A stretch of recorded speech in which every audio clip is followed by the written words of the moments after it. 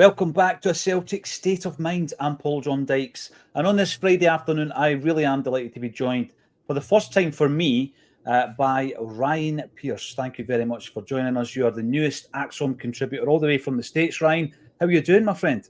I'm doing great. Thanks for having me again. It was a lot of fun being on with Kevin. I joked to myself that talking to my family back in Bo'ness has prepared me for his accent, so I understood 100% of everything. But no, it's great, and excited that the season's finally here. I'm the same. As much as I enjoy watching some international football, I'm the same way that it's the summertime. It's just when's preseason coming, when's Celtic coming back, and to know it's 2 days away is great.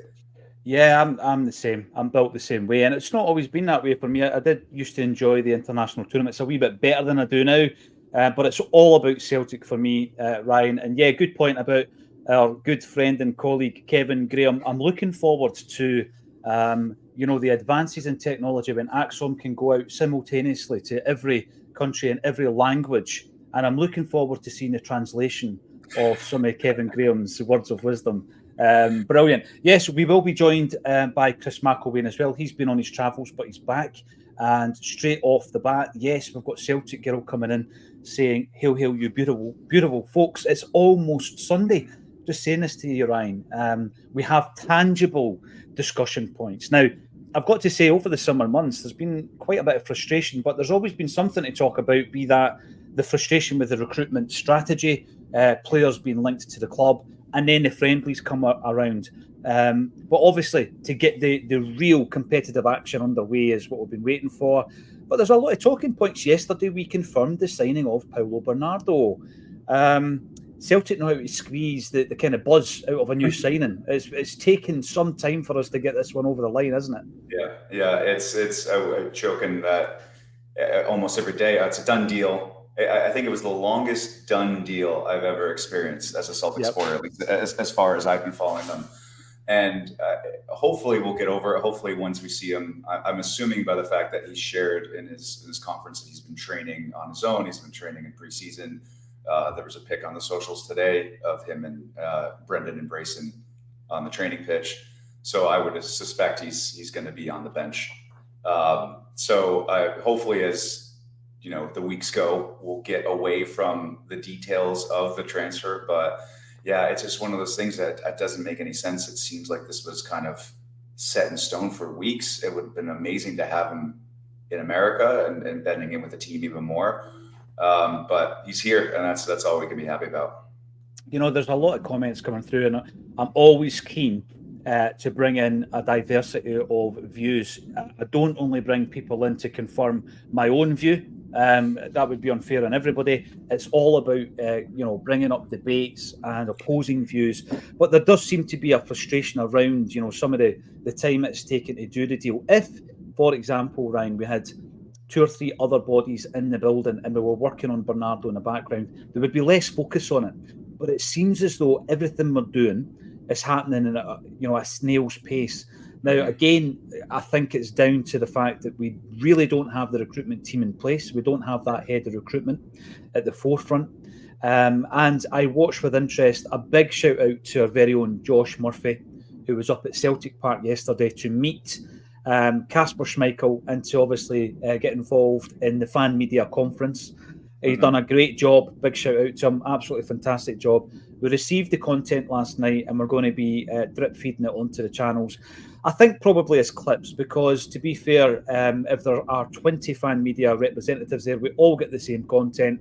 We could all fire it on the YouTube channel and it's just repetitive. So I'm clipping that up as we speak. But one of the very interesting comments by Kasper Schmeichel that I found fed into some of our concerns was the timeline of his move to Celtic, Ryan. So let's have a wee look at this. So the 22nd of February, 2024, Joe Hart gave quite an emotional address to the Celtic fans, talking about him retiring at the end of the season. So to give us the heads up, that was nice, Joe. It was sad that you were going, but you gave us the heads up.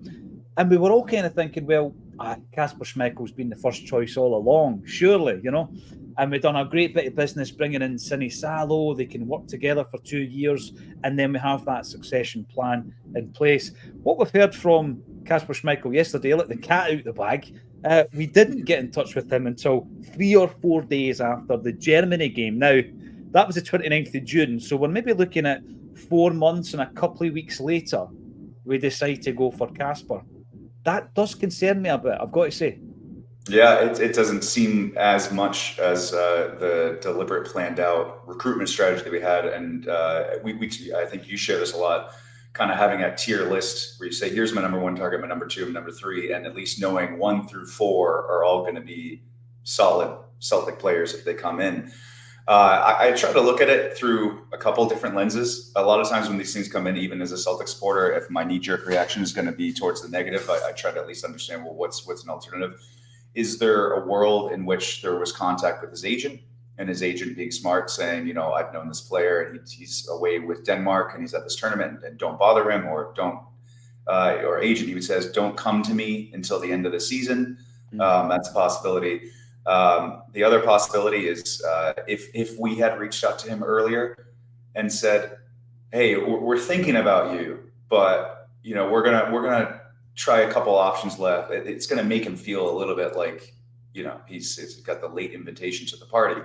But still, having said that, maybe that means he was initially contacted just before the Euros or a certain time. But the fact that if it is 100% true, no contact afterwards, it does seem a little to, you know, confirm our thoughts that this is just a complete haphazard approach and no deliberate, systematic approach put into recruitment, which is not what we want to see as Celtic supporters.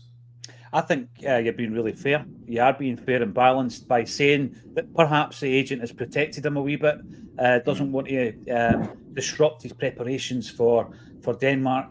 But it did feed in to a lot of what we've been saying. And I feel a bit for Brendan Rodgers, I've got to say, because I think that we're now at a stage where we know the call to Adam Ida happened 2 or 3 days before Adam signed on the Wednesday, got the phone call on the Monday, and Brendan knew about him from his time down in England. Of course he did.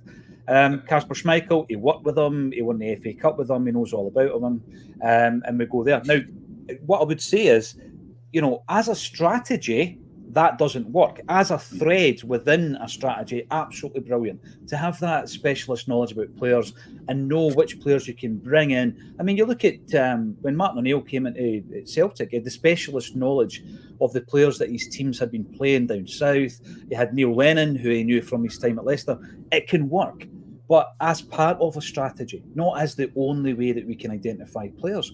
And it does frighten me a wee bit, because we know where we need to strengthen, and hopefully with the situation with Ida, we will then pursue that in the same way, and we'll get a nice wee reveal video tomorrow, and he'll line up as well. Maybe I'm getting a wee bit ahead of myself. I'm not going to hold my breath for that one, unfortunately, as much as I would love it to happen. Yeah. No, you're right. I don't think it's going to be as simple as that. Norwich could maybe dig their heels in as well, Ryan, because of the way he's gone about his business. What do you make of that? Because it's been interesting talking about it. John and I on Wednesday, were saying, good on you, son. You're taking control of this situation. You're probably being advised by your agent. But if the shoe was on the other foot, you'd be raging at that player if he was one of your guys. Does it say a lot about his attitude, or do you just think, listen, he wants to sign for Celtic, let's get behind it? I would say I lean more to he wants to sign for Celtic. I would question if there's promises that were not kept. Forgive me, I don't remember the exact timeline of Norwich managerial change, but it seems like a new manager's coming in, and he might have a different perspective. Maybe there was a pseudo gentleman's agreement. All right, you go to Celtic. If you do well, you're off. You know, we're looking to move in a different direction. And new manager comes in and says, no, I want to evaluate all of my players, and puts Ida in a tough spot.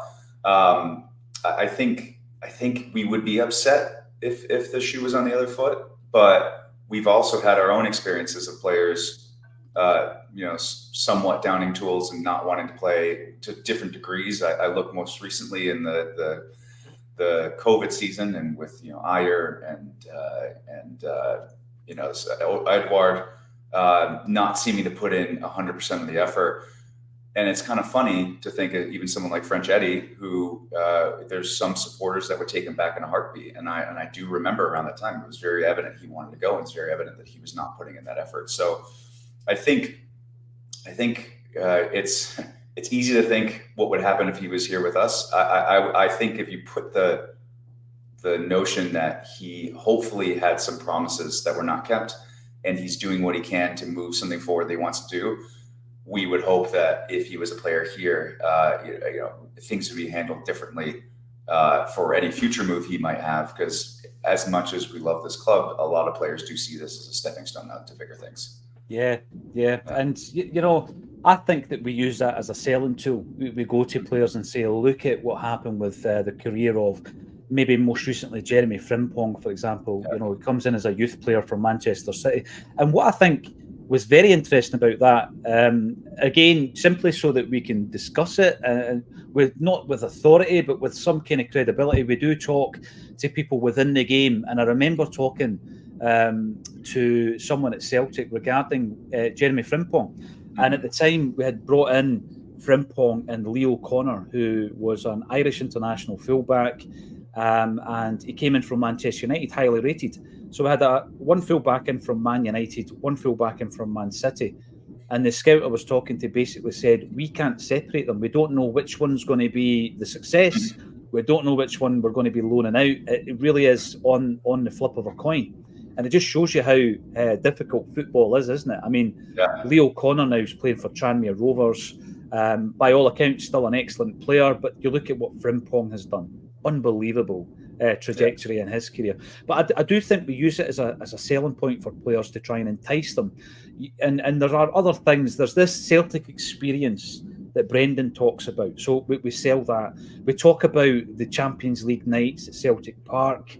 And we also talk about, listen, it is a stepping stone or a platform to play in the top European competition. And look at this list of players who have then gone on to more rich or bigger leagues as a result of playing for Celtic. I'm really keen to get your thoughts on everything Celtic. Come into the comment section. We've just signed a player. We've shelled out $3.5 million, and we're on here moaning. Let us know what your thoughts are. Before I do that, though, Ryan, bring us right up to date with yourself. Now, looking at the Acsom contributor list, we have people over in Australia, Japan, New Zealand, Hungary, Ireland, Scotland, England, and we now have our first contributor from the States. Tell us about your Celtic love affair. Yeah, so I'm sure it's similar to a lot of folk, but I started getting into Celtic as my father. My father was born and raised in Bo'ness, which I shared with Kevin, and a lot of people, rightly so, questioned a Celtic supporter from Bo'ness, but there's a few of them, at least three. But he, at early age, started getting me into football just from playing and watching Celtic. I remember a trip to Scotland. I think it was too young to remember. Maybe it was like 9 or 10. And I had the old Celtic People's sponsored kit on. And then as I got a little bit older, I'd go to the pubs, and that's kind of how I fell in love with it. It's actually unique for me when I go over to Scotland and watch a game, to see it in the afternoon and see it in the evening. I'm used to seeing it at 7:30, 8 o'clock, 9 o'clock in the morning. You get up, you watch Celtic, and then you go on with your day, and your day is either better or ruined depending on their performance.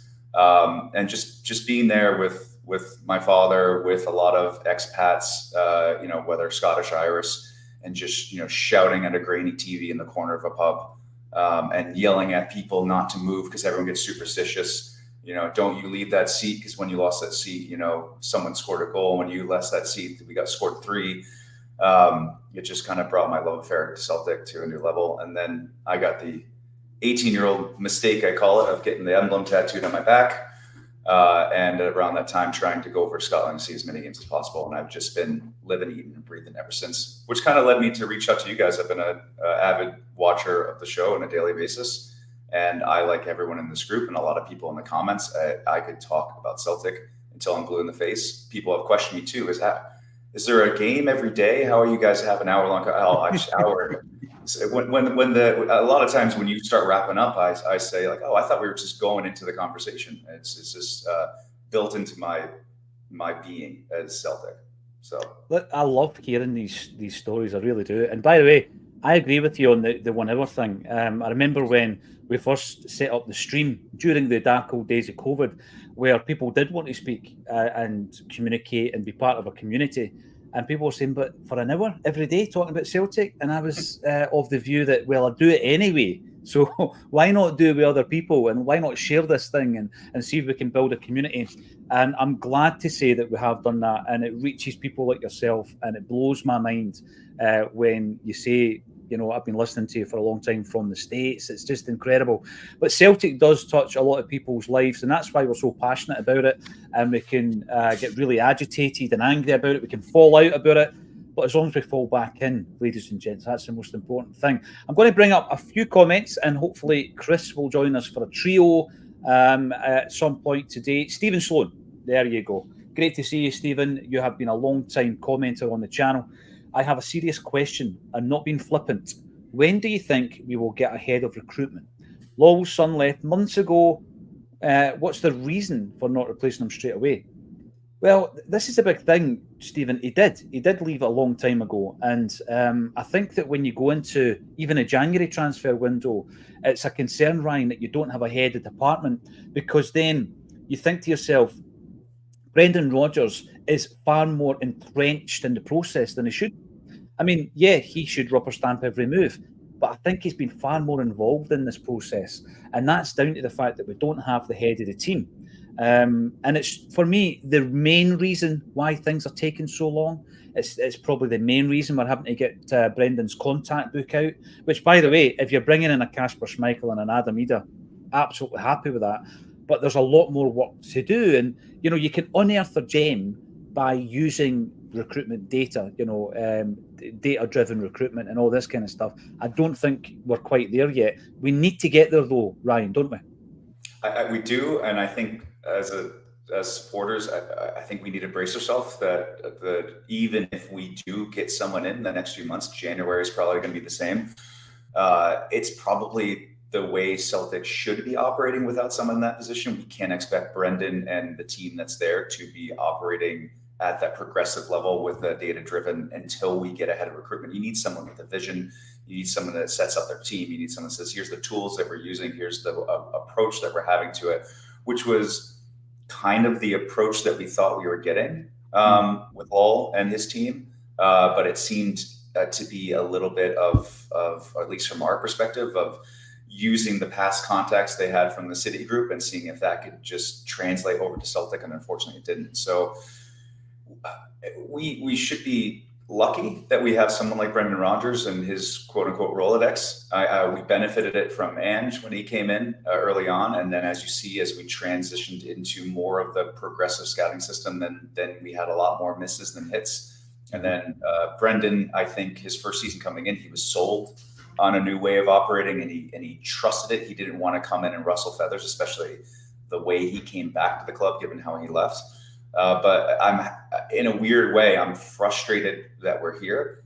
But I think being a little bit more deliberate and going through the Rolodex and just hitting up the agents to come through and evaluating everything on its time is the only way we can operate now until we bring someone else in.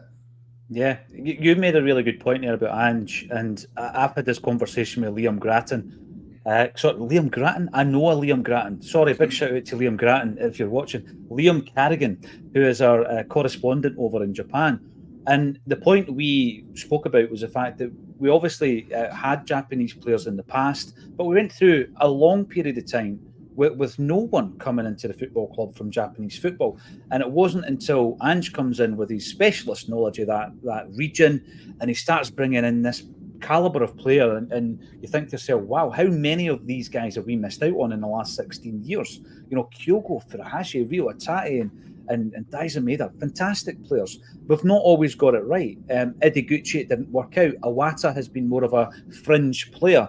But what it showed me is that there was a real talent base within that region, and we had not been tapping into it. And what frustrates me a little bit is we've not tapped into it since. And I think that you've got the infrastructure there if you want it. And what it would be is you would then have your main scout in Japan and in the surrounding leagues, and you're basically building up scouting reports. And when it gets to the fact that you need a goalkeeper, what's the best option that you can provide me with? And Liam, because I'd give him the job, Liam would then say, here's your top 3 goalkeepers in our league, because I watch every game. And I think it sounds pretty basic, but we're not even doing that, are we, Ryan? No, and it's interesting to see Ange is still doing it with Tottenham. I was surprised. I, to a certain extent, figured that one of the benefits of bringing Ange in was tapping into that market, and it's a market at a price point where you can get quality that Celtic can afford. And Ange recently signed someone, and this maybe is a bit unfair, but is signed a winger from Korea named Yang. And I like the jokes. It's like, do we do that again? And do we get the wrong player? And now Ange was correcting that error. But he seems to still be tapping into that market a little bit too.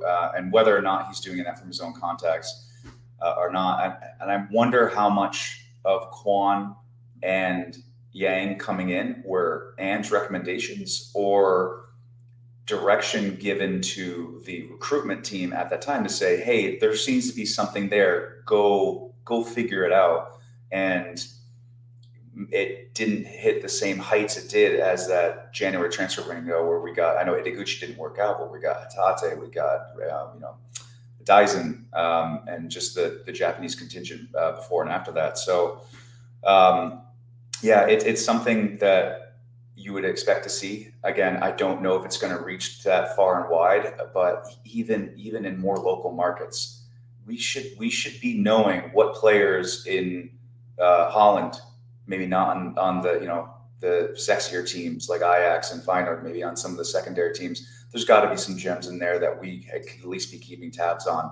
In Belgium, in some of the with the way that Home came in, that at least has some sort of encouragement. But I see something like Home as, every now and then something's going to get right. You can't expect even the worst recruitment team to get wrong every single time. So hopefully we'll see a change, but I'm just bracing myself that it's going to take some time and we need the right personnel. And there is a bit of irony in that question of when we're going to get ahead of recruitment. We don't have a succession forward-thinking plan for players. We don't even have that for the staff to find those players. So it's going to be, I suspect if we bring anyone in, it's going to be from Brendan Trolledex and say, I know this guy. He was a coach when I was at Leicester, or we came up against a bunch of players on this team, and I know he was recruitment. That's what I expect we're going to have in the next few months. Yeah, that's a good point, because when asked the question, I think it was Michael Nicholson who identified Mark Lowell for that position originally. He did say it was Ange Postecoglou. So if the manager is identifying that role and then the manager leaves, you're in a sticky position. You need to have the structure in place, the right people in place, so that if one element was to move, and that includes the manager of the first team, then the thing can continue to be a success. We are going to welcome in Chris. Now, Chris has been on the massage table today just to try and prepare him. He's passed the late fitness test, and here he is, still smiling. Chris McElwain, welcome back. No matter what happens, you've got the denim on. I've got the denim on, yeah, of course. Yeah, I'll be buried in this stuff. How are you doing, guys? Really good. How are you doing, more to the point? I'm going to be honest, I'm still feeling a bit ropey. I had a little holiday last week out in Belgium for the only other sport that I follow, which is F1 out in Belgium. Ended up being stuck in a campsite with techno music loving Germans on one side, techno loving Dutchmen on the other side, and England's worst karaoke band on the south side, where everybody else walking past us. So I didn't sleep much and decided to join them. But yeah, in the midst of all that, me and the two guys went away and did a bit of camping with, unfortunately come back and we've been landed with the COVID. So I'm feeling, if you see me sweating, it's just because I'm getting a little bit under the weather. All so these years, I know. I wasn't going to miss Acsom there. Unfortunately, I've also got a job to do, so my boss decided to phone me 2 minutes before he came on air, which was awfully nice of him. These things happen, but listen, you used to tune in during the dark old days, and it's great that you're here. It's not so great that you've got the COVID, and hopefully you can shake it off, Chris, but it's great to see you. And whilst you were away, you said that you were in a karaoke bar. What is your karaoke tune? Well, honestly, if you've ever done karaoke with about 4 different nationalities, and yet the song you're singing is Sweet Caroline, then that tells you how bad it was. I did try and get them to do the Fields of Athenry, but none of them knew it. You should have led the song. I have never did. done karaoke. I've never done it. Chris, I must introduce you to Ryan. Ryan's tuning in all the way from I've been listening. Man knows what he's talking about. I'm impressed. That's good. It's when you eat, leave, and breathe Celtic 24/7, some of it's bound to spill out, right? I know. This is the thing. Someone says to me yesterday, is it never not a bit long to be talking about Celtic every day? And I'm thinking, well, I was actually thinking about doing a second show at night time. So absolutely not. Seamus McKenna, welcome to the show. Great business with Celtic. Let's talk a wee bit about Paulo Bernardo, what he's going to be bringing to the table. He's a guy, we've done the old try before you buy. £3.5 million, great deal. The clause was 6, but obviously we've given away what they call, 30% of his registration. So if he is sold for a massive profit, there'll be quite a bit of that money going back to Benfica, similar to the Jota deal. But obviously we've not spent as much on Bernardo. He wasn't as pivotal in terms of first pick last season, Chris, but it's a good bit of business, and I'm delighted that he's back at the club. I thought he'd done enough, didn't he, last season? I think he showed enough to say that it was going to be a worthwhile investment. And the figures that have been banded about look like being a sound bit of business. Like everybody, I'm a bit frustrated it took so long to get it over the line, because at the outset of the recruitment window, the minimum expectation was that we would replace the goalkeeper, which we absolutely had to do, and I think we've done that pretty well, given what we've seen so far. I think Bernardo and Ida would have been the next part of the kind of expectation, because that brings us up to as close to, if not necessarily stronger than what we had last season.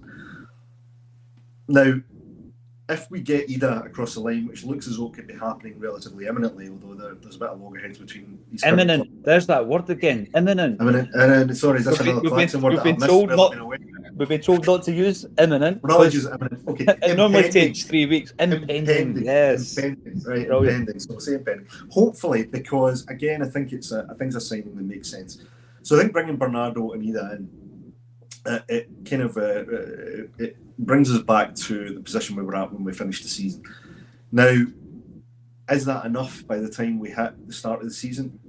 Domestically, possibly, right? Because there's still some time left in the window, and I'm going to take the view of that we've got enough to start the domestic season strongly, right? I genuinely feel that. However, Champions League kicks off, and I think, keep me honest here, guys, but I think it's about the first game around about the 2nd of September.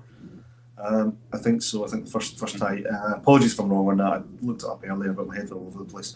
But the first Champions League game, if we don't have reinforcements in for that point, then I'll start panicking. Then I'll start getting annoyed and frustrated, because we've known about the new format of the Champions League. We know that to progress, Europe has to be the benchmark, that has to be the tempo. We want to go and make a better impression than what we've made in the last few years. We know that we've got vulnerabilities at left back and at centre back. I think those are two areas that we want to consider. Now, look, one of the positive aspects is we've still got O'Reilly and Hatate for the moment, but there's no guarantee they'll still be at the club at that point. So I'm not too worried about bringing players in that have to integrate after the start of the league season, but I want players in and integrated to a degree by the time we hit Europe. So Bernardo, great bit of business, but no less than I would have said that was an expectation when we started. So I would have wanted Bernardo in much earlier than now. He's in, great. We need more. Yeah, I agree with that, and I think that we got into a cycle where we were bringing players in, and it wasn't as if you're bringing them in and then they're getting thrown right into a Champions League game within a few weeks. We were bringing them in, bedding them into the side, and we should have been in a situation where you're buying them in a transfer window, and the transfer window you're bringing them in is January to prepare them for the Champions League games the following season. So we're out of that loop now. And I guess as well, Ryan, and I'm not looking backwards, I'm delighted Brendan Rodgers is here. I've said that from the very beginning since he returned. But the impact of Ange leaving has been felt through the entire recruitment process as well, because it was almost as if Ange Postecoglou held the whole thing together. He's left, and then Mark Lawwell and Joe Dudgeon have left, and we've never really recovered yet, have we? No, we haven't. But I don't know if it was as much Ange, in the sense of when I look back a little bit more objectively about some of the signings after first season, and I don't know if I count CCV and Jota as part of season 2. I just see them as getting them in the door after season 1. Your hit rate is a lot lower, and I think that's when you stopped relying on Ange's Rolodex and you start relying on the recruitment team, which lasted into midway into Brendan's tenure, and we are where we are now. So I think when I look back at it, I think Ange came in at a time where he said, I need to stamp my authority on the team. I have my own contacts. They checked all the boxes for what Celtic's looking for is good talent and a good price point. And then they said, okay, we need you to focus on the football. Let's move on over and we'll handle recruitment. And I mean, maybe I'm being a little bit too rash, but I think AJ, for me, is one of the only signings that I would say is post Postecoglou's Rolodex and contacts and put it in the hands of our own recruitment team. And then we fast forward to this season now, and the only two people that we feel like are, I'd say Bernardo is a good one, but Bernardo, Kuhn, which I would attribute to Rodgers and Ida, with the potential of Palama. So it's just not a good enough hit rate. So I think this is, you rely on a manager, you then say we have a recruitment strategy. The recruitment strategy doesn't work. Brendan might have stamped his authority a little bit more coming back in, but I think he was under the impression of, 1, we have a better recruitment team. 2, I'm inheriting a treble winning team, so I don't want to come in and start making all these changes. And 3, the nature in which I've left beforehand, the last thing I want to do is come in and cause a bunch of changes and stir the pot too much and leave this team worse off. So I feel like I made this joke with my conversation with Kevin that I always look at Brendan's first season on coming back as Rocky 3 in the sense that he was half in it. And it wasn't until the SFA battle that he just kind of woke up prime Brendan and we saw the best of him towards the end of that season.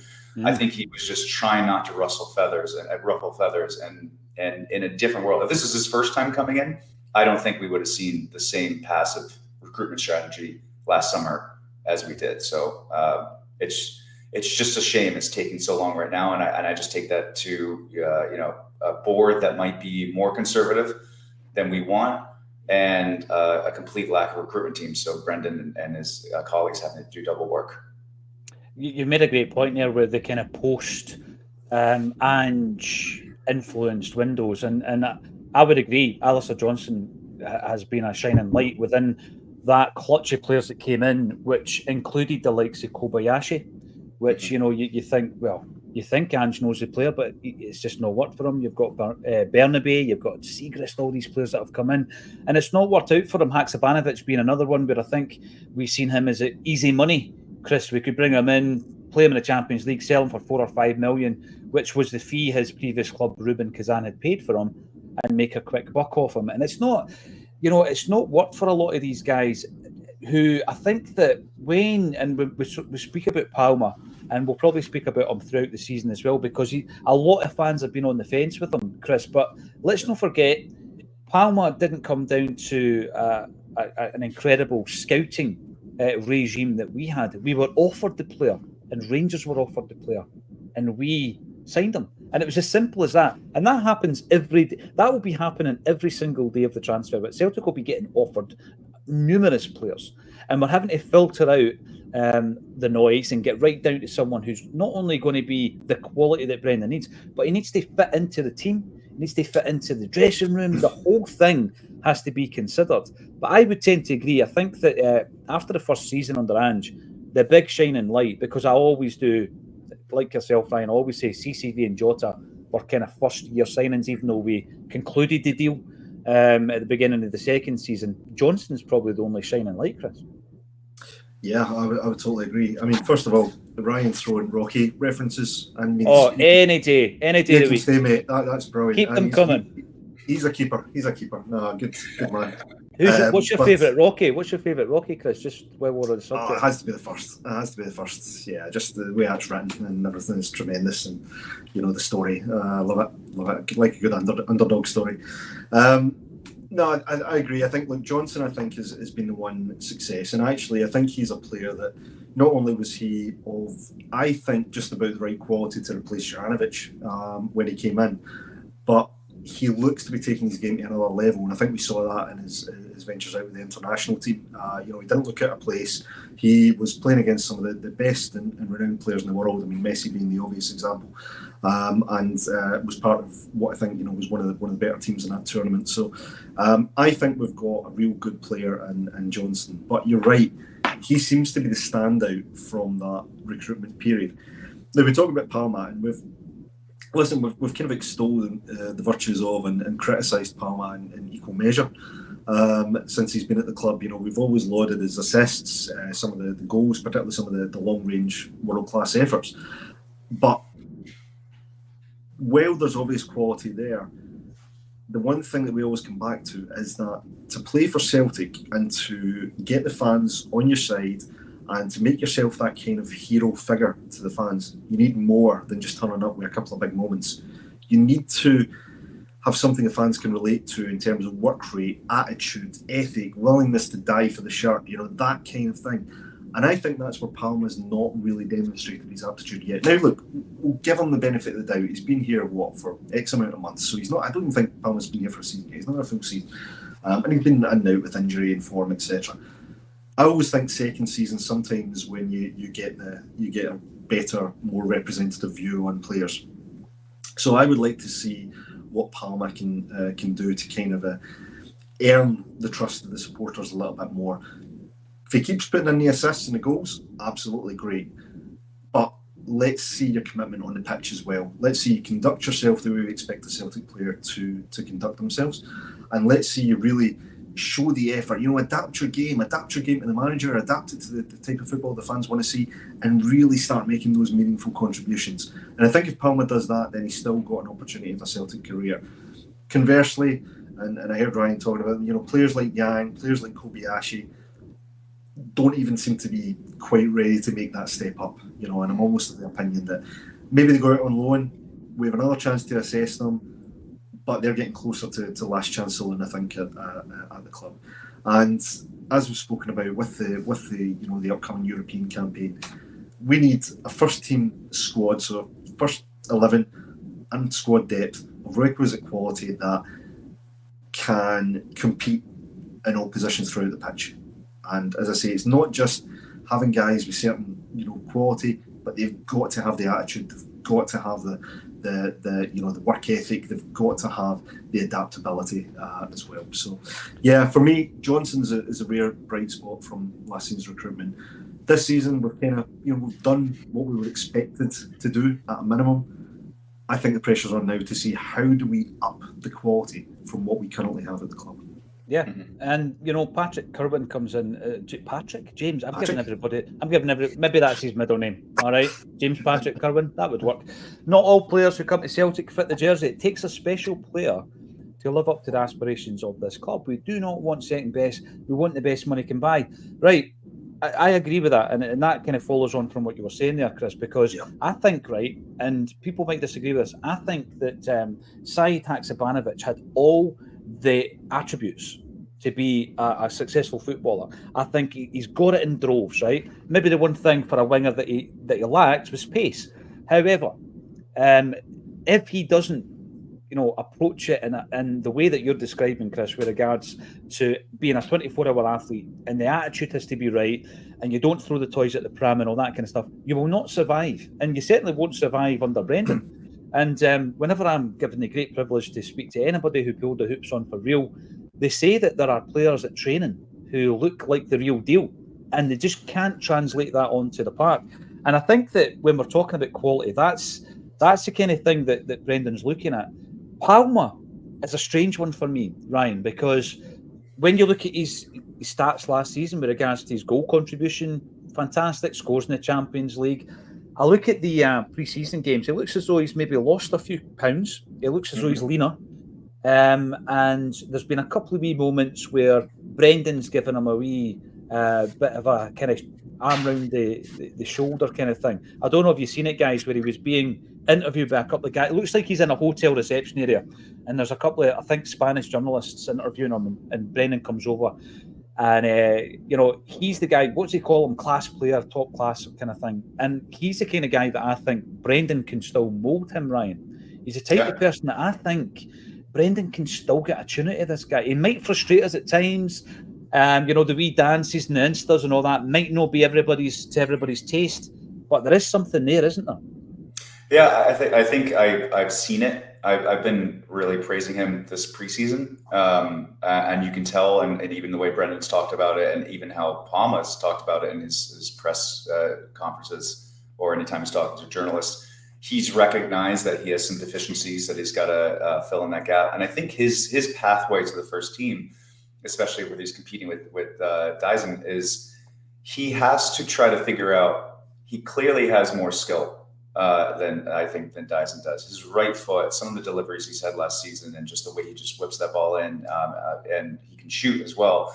It should be cased and preserved, but it's that work ethic, that work off the ball that he's never going to match. No one in this team is ever going to match Maeda in that. But if the aggregate of his skill and his work ethic is more than Maeda's skill and work ethic, then there's his chance into the first team. And you can see he's kind of putting that in. I actually have been watching him a little bit more. There's a part of me that wants him to do well. One, because he wears the number 7 on the shirt, and that was my beloved number. Two, my fiance's from Greece, and he came from a Greek team, so there's a part of me wanting to see Greek football improve a little bit with players coming out of there. So I might be giving him a little bit more benefit of the doubt than most. But I am seeing a direction. And with players coming into here, we have to remember one of the selling points of Celtic is you can come here, you can develop, and you can win trophies. Mm-hmm. Now, most footballers don't win trophies. They don't have that opportunity to get up on podium, put a medal around their neck, and maybe for smaller things here and there, but it's a lot more rare. We're spoiled as Celtic supporters and just kind of having that as a minimum for every single season. And it's not just coming in here and having the best players. It is making sure you have people that have that mindset. So when we look at someone with the skill that Haksabanovic had and someone with the skill Palma had, if Palma doesn't want to go the same route where he's struggling here and he goes to Stoke and struggling for a game at Stoke, there's that extra grit and extra determination that you need to have to be that winner, and skills not going to take you the whole way. And I think it was someone on this channel from a stream a few months ago that said something, and I'm going to butcher this line, is that, heart beats skill when skill is not putting in the heart. And I think that's what we need to see from Palma. And I have been seeing it now preseason in the States, where he's getting, some positive from press and some lauding from some of the more Hispanic supporters here that might be more aware of him as a player, given that he's from Honduras, versus going out on a cold night in, Ross County, or a cold night at Motherwell. Is he going to put in that same determination, grit? And that's what I'm going to be looking for coming this season. Yeah, without a doubt. And you've actually just brought to mind there, talking about a cold night at Ross County. A cold night at Ross County has replaced, Chris, a cold Tuesday night at Brockville, hasn't it? That used to be the term. But the discussion came up at the weekend, and again, people will be putting this on the banned list very, very shortly. But I might have mentioned I was with Joe Ledley and Charlie Mulgrew, and they were both talking about Samaras, and he was the guy in that team that he could play a blinder against Barcelona, but didn't quite fancy it, against Inverness Caley Thistle. Yeah. And you do get players like that, but I think Ryan's hit the nail on the head there. If he can do that knuckling down, whereby you've got to do the defensive work for Brendan, you've got to do that, the water carrying work, and if you don't, then you can't expect to take Maeda's place. For me, Palma is second choice left winger to Maeda, but he'll get game time because Maeda, there are inconsistencies there, and there are certain games where you need a wee bit more of the flair that Palma can bring to the table. And I think on the right hand side, I'm going to keep this forevermore, I was banging on about Kuhn being our first choice right winger. Then he goes out against Man City and runs riot, and I felt like a bit of Nostradamus. But I'm just saying, I backed you on this. I said the same thing, so I'm taking part of the credit on this. You did. And by the way, going back to my Rocky question, Mings is Rocky 4, and there's a bit of an Ivan Drago about you there with a hairdo and all that as well, Chris. So. Hey, listen, worst thing about camping is you don't get a hairdryer. You don't disagree with anybody that likens you to Ivan Drago. But yeah, that's where I am with the player Palma. I'm not ready to write him off. I think Kuhn has shown a lot of what we've been discussing here. You've got to get players in and bed them into the squad. What we were seeing there, albeit in a friendly, Chris, was a completely different version of Kuhn. But it does show that these guys need sometimes, they're not always like Ida, they sometimes need time to bed in. And that's also a concern when we're leaving transfers so late. Yeah, it was interesting. I was listening to Kasper Schmeichel talking about Brendan Rodgers, and one of the elements that he mentioned that made him really, it was a no-brainer to come to Celtic was after talking to Brendan, and he recognises his ability to manage. And I think develop players. Now, Schmeichel's not a player that's going to need to be developed at this point in his career. But when you look at players like Palma, you look at players like Kuhn, there's a great opportunity for these guys to work under a tenured, experienced manager who, and I know this will get some controversy in chats, but whether you think he's an elite manager or not, he's managed at an elite level. Right, that can't be denied. As much as we talk about the Premiership being overrated and overhyped, etc., the fact is that it's considered largely to be the elite level of football, and he's managed there and he's had success down there, and he's outperformed a lot of other managers across a couple of different clubs. So they've got a great opportunity to work under somebody with that experience, to adapt to his style and learn from him. Now, you've mentioned Palma versus Maeda. Now, Maeda gives you something that I don't think many other players in the team give you. He gives you that pace, he gives you that ability to track back and defend. He can support a player like Greg Taylor, who we know has got certain vulnerabilities and fragility to parts of his game.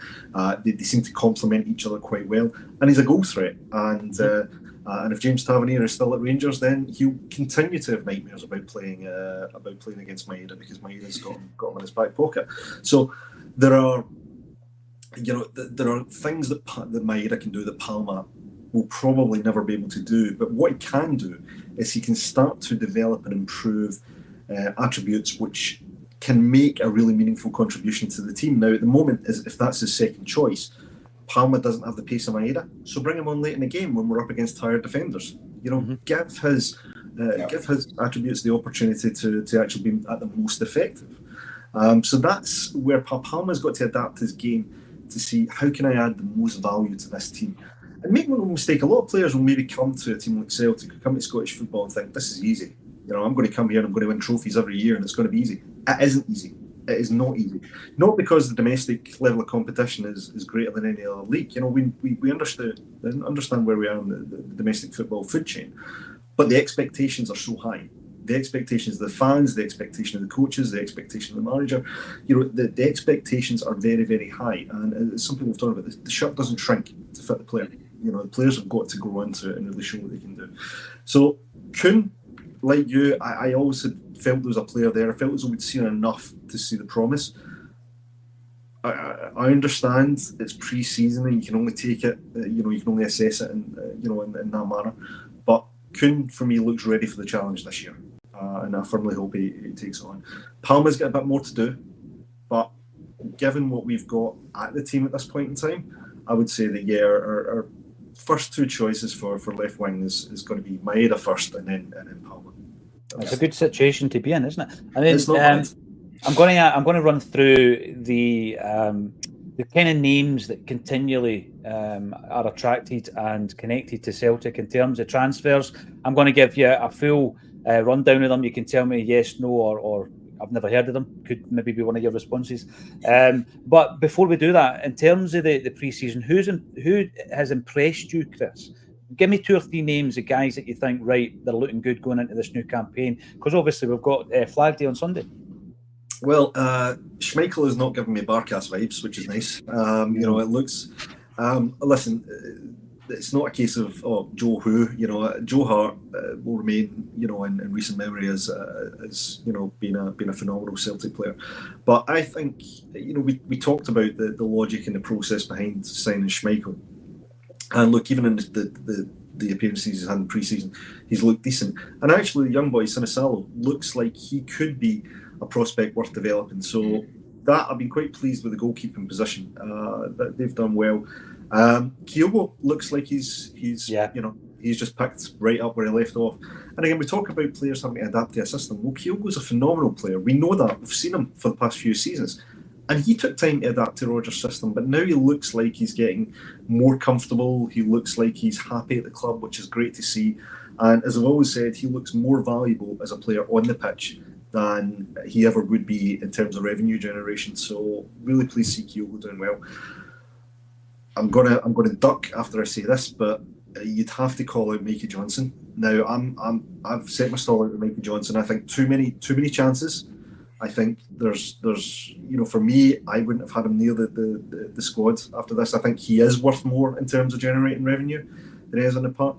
However, I will caveat that, Claxon word, I will caveat that by saying if the manager trusts Mikey Johnson to play a part this season, then I will support the manager's decision, because I think he's earned that trust to an extent. But I'm still not, I would be lying if I said I was enthusiastic about Mikey Johnson being a core part of the first team squad. I would still prefer other players.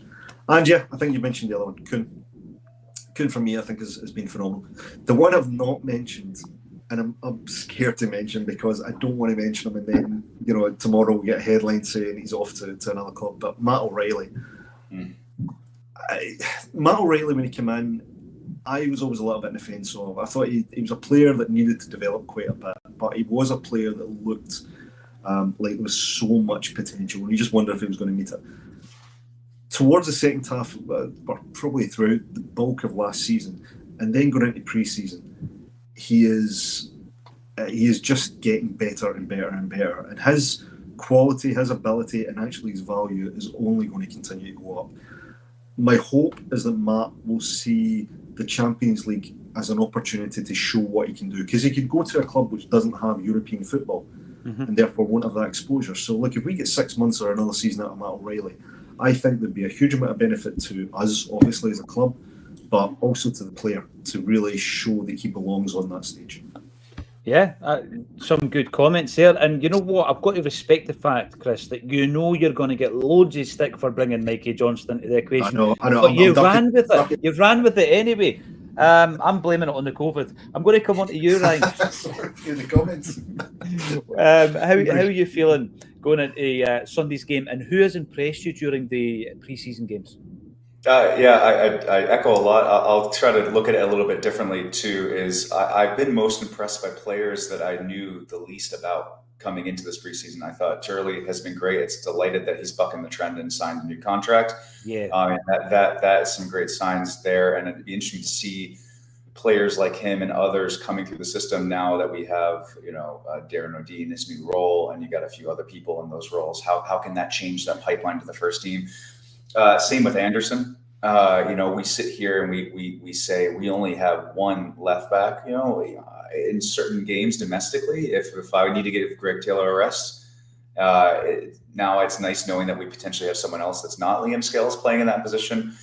I've also been kind of interested on the flip side of players that I expected to show what they can do, did not really do as much. So Bosun Law, I expected to see a little bit more from him. We have some defenders that are coming back, young defenders like Dean Kelly, sorry, forget his name, but who came back from injury, and not seeing him as much in preseason and seeing Lagerbielke, that was a little bit strange. Yeah. So it's nice to see some of these youngsters coming through and having that pipeline again. The question is, what is going to be their path to the first team? And then for me, obviously Kuhn. I think the things I've liked about Kuhn is if you look at what he did a lot last season, is he did have some nice passes where, in the final third, he would kind of cut inside and float the ball over to Kyogo or someone running in. But to see him actually using his pace, running at defenders, getting on that last ball, I think that's where we're going to get the most out of him. And I didn't, even when he was playing better towards the end of last season, it was kind of cutting inside and floating a ball in. I want to see him running past defenders and getting more goals or cutting across to Kyogo and slotting it in. So it's nice to see that, especially against some big teams like Man City. Yeah. By the way, I'm glad you brought up the youngsters, because I think one of the best features of the pre-season was some of the performances. Francis Turley, I thought, was the guy that went under the radar a wee bit because of the two fullbacks playing so well. I thought Donovan and Matthew Anderson were excellent and rightly got a lot of plaudits. But Turley signed a new deal. I think maybe just before we went live yesterday or during the show, and a few of the commenters told us that he had signed a 4-year deal, which I'm delighted about. But I do share your thoughts in relation to, we've got Dane Murray, who came in under Ange Postecoglou. He's just been given a new deal, I think, at the end of last season, maybe 3 or 4 years. And you've got Lagerbielke. Why would you play Lagerbielke when he's not part of your plans? Give the kid a chance. Give him a game. Yeah. And one of the discussion points we've been having as a group within Acsom is Lennon Miller. And my point on Lennon Miller is the guy's brilliant. But if Daniel Kelly played 30 games for Motherwell last season at 18-year-olds, right, we'd be trying to sign him as well. And he's in the door and he's been banished to the B team. So I think we also need to manage our youth and our young players a lot better. I'm going to be bringing in some more of the comments, and I'm going to run through some of the targets or supposed targets, and if there's any in there that you particularly like the sound of. Now, Write Your Own Story says, we don't have a recruitment team. Yeah, you're right. It must be hard, by the way. Imagine the meetings. Head of recruitment, he's having to phone this one in because he's not there. Frank Brennan, welcome to the show, Frank. If we, Southampton or Atalanta, give us 20 million quid, Matty is out the door for good. I thought it was interesting what Brendan was saying yesterday. He was basically saying, a lot of these teams, they bid based on the league rather than on the player, and the player will not leave unless we get the price that we value him at. So that was bullish. Ridiculizer comes in. The Happy Clapper said, wait until the Euros are over. Then we have to sign before the season starts. Now we're pushing it to the end of August. I know. Absolutely. I get it.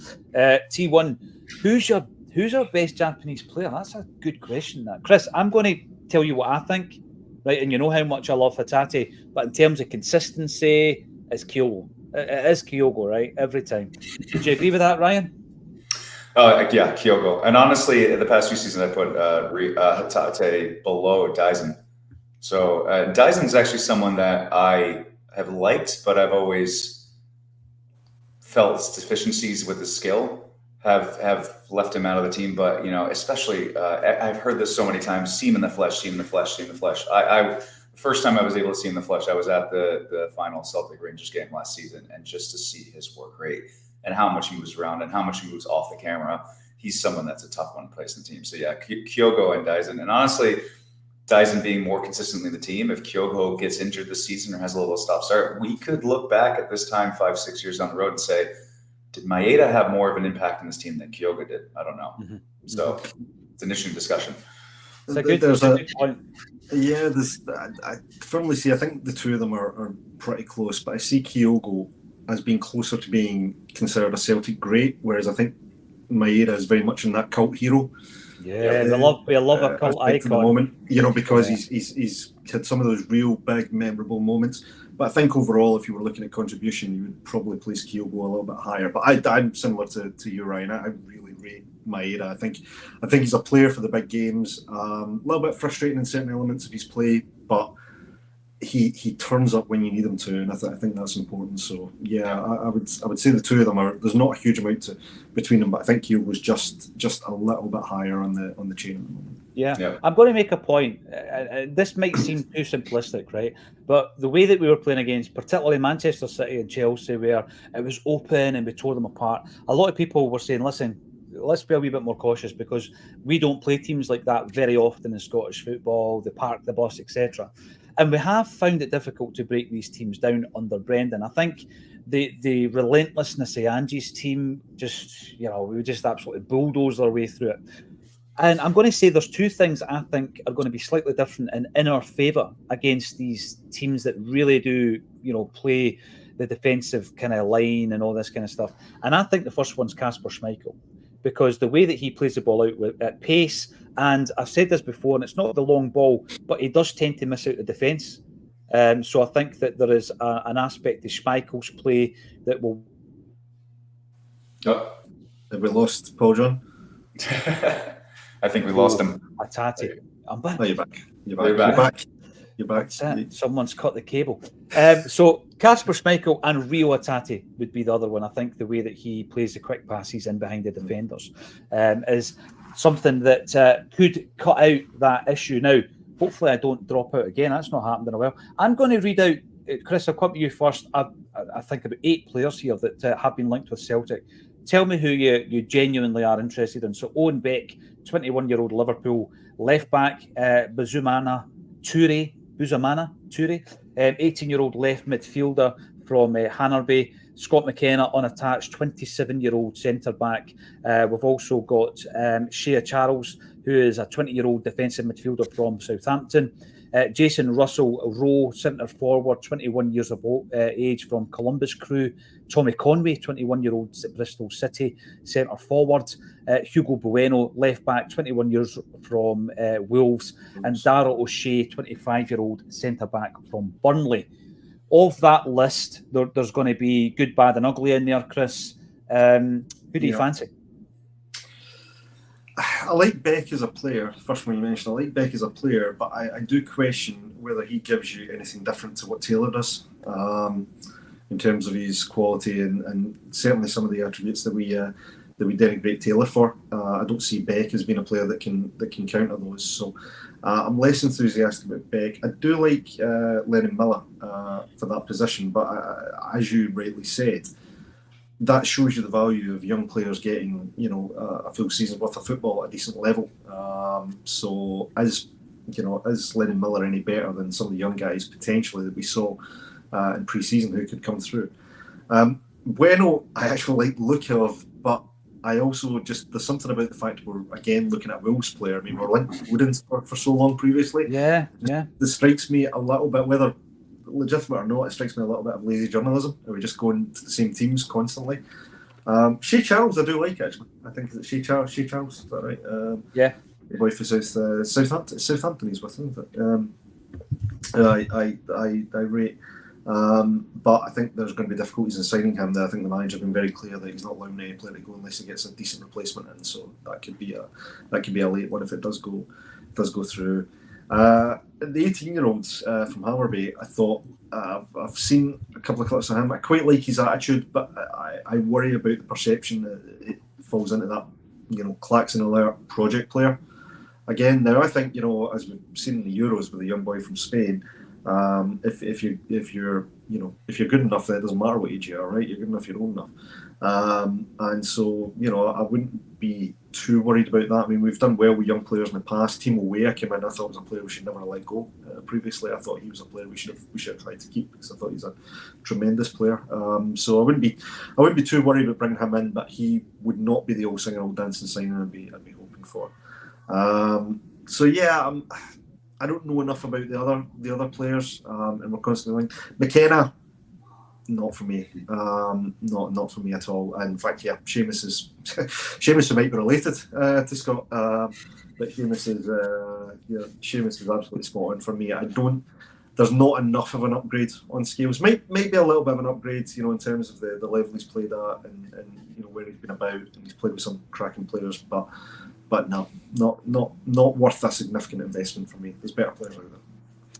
Well, the same list to yourself, Ryan. Interestingly enough, just a wee point to note, Adam Ida's agent is the same agent that, or agency rather, that Darrell O'Shea's on, Tommy Conway's on, and Buzumana Toure. So you were talking about lazy journalism. It could be lazy recruitment. Recruitment, well. Yeah, exactly. Yeah. Ryan, what players do you fancy? Yeah, looking at the list, it's interesting, especially the way that we've gotten into some issues with youngsters coming through the team. I look at it through, one, is this a player that's going to come in and improve the squad now? And then two, is this a player that is filling a deficiency, or is it someone that's creating more of a stopgap for that development from the youth team? I look at part of the reason someone like Daniel Kelly might not be as motivated to sign a contract is why you bring in players like Juan. Why are you bringing in players like Holm?